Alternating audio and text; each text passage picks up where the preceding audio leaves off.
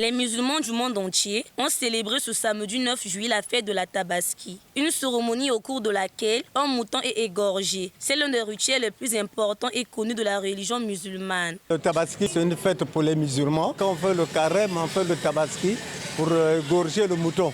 Et tous les musulmans dans le monde, ils doivent égorger le mouton parce que c'est notre fête. C'est une fête qui est franchement importante. C'est une sunna qui vient de le prophète Ibrahim, le père d'Ismaël. Ça symbolise beaucoup de choses parce que Ibrahim, son fils Ismaël, il voudrait la égorger parce que c'est ça qu'on symbolise jusqu'à aujourd'hui. La fête de Tabaski, ça se fait une fois dans l'année. C'est la fête de sacrifice, c'est la fête que le changement que Ibrahim a fait avec Ismaël. Égorger un mouton est un acte qui symbolise la soumission des hommes à Dieu. En République du Congo, plusieurs familles ont du mal à acheter un mouton pour passer la fête dans de bonnes conditions. Raison évoquée l'augmentation du prix de ce animal qui ne doit pas être absent au menu des repas proposés le jour de la Tabaski. Au cours de cette journée festive, les femmes, tout comme les hommes, ont des vêtements spéciaux. Nombreux s'habillent en boubou, un allié sûr, fluide, confortable et adapté à toutes les circonstances. Ça, c'est notre coutume, depuis l'Arabie Saoudite. C'est l'islam qui nous indique que si vous partez à la mosquée le jour du fête, il faut bien s'habiller, tout court. Le jour de la fête, tout le monde doit être propre. Quand on voit son créateur, il faut être aussi propre. Lui n'aime pas ce qui est sale. Parlons de son origine. Certains citoyens disent que la Tabaski est venue du prophète Ibrahima, qui souhaitait exécuter la recommandation de Dieu et d'exécuter son fils aîné Ismaïla. En lieu et place, Dieu a remplacé Ismaïla par un mouton dont chaque pied représente ou symbolise un ennemi du croyant. Satan est les joies de la vie. Art martial d'origine japonaise, le karaté combine plusieurs techniques de combat défensif ou offensif. Il met en opposition deux adversaires qui ont chacun l'idée d'attaquer ou de maîtriser les attaques de l'adversaire.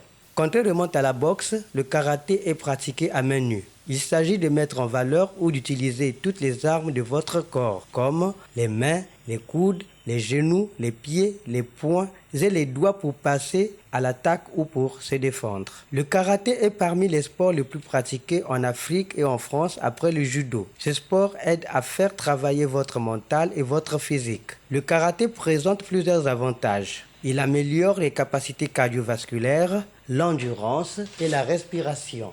Quand vous pratiquez ce sport, il a pour autre atout le développement de votre rapidité et de votre équilibre. L'enseignement a beaucoup évolué et la Fédération française en particulier qui a mis une pédagogie enfant adaptée. Cette référence qu'on peut avoir tous, certainement dans les années 70, il n'y avait quasiment pas de cours enfants. On avait un karaté rugueux, ruste, rébarbatif. Ça laissait pas trop place à cette imagination des enfants.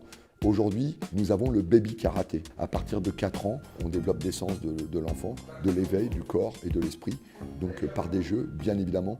Le karaté permet à l'homme de booster la confiance et le contrôle de soi. Toutefois, le karaté peut être exposé aux pathologies issues des coups accidentels comme les lésions de nez, de l'œil, des lèvres et des articulations, sans oublier les entorses ou encore les fractures. En définitive, il convient de préciser que la pratique régulière du karaté, bien qu'ayant des inconvénients, permet de brûler les graisses et d'éviter la prise de poids. Le yoga est une doctrine traditionnelle cherchant à réunir l'individu avec le principe de toute exigence. Il permet d'acquérir et de développer la souplesse musculaire des membres inférieurs et supérieurs. Il améliore également la souplesse de la colonne vertébrale. Donc que je me réveille et que je suis un peu fatiguée, l'idée c'est de mettre dans un super bon mood, de se réveiller en douceur, d'éveiller le corps, d'éveiller les sens, de changer sa physiologie, changer aussi nos émotions, notre manière de penser. Vous pouvez le faire au lever du lit directement. Après, vous êtes bien hydraté évidemment. Ce qui peut avoir un impact important sur l'alignement postural de la personne au quotidien. Étant considéré comme pratique d'un ensemble de postures et d'exercices de respiration qui apportent un bien-être physique et mental, cet ancien art de vivre tel qu'il est appliqué se révèle comme une route initiatique qui transcende la discipline physique. Tout comme le sport, le yoga exige de nous la régularité, le respect scrupuleux d'une certaine discipline, puis une hygiène de vie adéquate. Il permet aussi de générer une dépense énergétique située autour de 200 calories pour 1 heure de pratique. Donc, lorsque vous voulez avoir une grande vitalité, lorsque vous voulez avoir beaucoup d'énergie, lorsque vous voulez être concentré, avoir du focus, vous avez besoin d'éliminer le stress. C'est vraiment hyper important. Le stress, c'est un accélérateur de vieillissement aussi. Donc, moins vous êtes stressé, plus vous êtes calme, zen et plus vous restez jeune longtemps. Donc, c'est vraiment extraordinaire. Puis, pourquoi le yoga est aussi intéressant pour gérer le stress? C'est parce qu'il travaille à différents niveaux.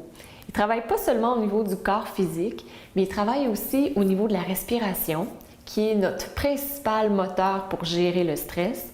Il travaille au niveau des pensées, au niveau des émotions et au niveau de la conscience. En matière de yoga, il n'y a pas de performance à atteindre, affirment certains amoureux de cette discipline. Un geste, une posture sont seulement proposés et non imposés. Pour toutes les personnes qui souffrent de mal de dos, le yoga est l'un des meilleurs moyens contre la douleur de cette partie du corps pour plusieurs raisons. Il permet aussi de rééquilibrer la colonne vertébrale. Le yoga est vraiment une très belle discipline à adopter parce que lorsqu'on adopte le yoga, lorsqu'on l'inclut dans notre vie, on va travailler sur tous ces points de vue puis on va se sentir aussi nourri et enrichi.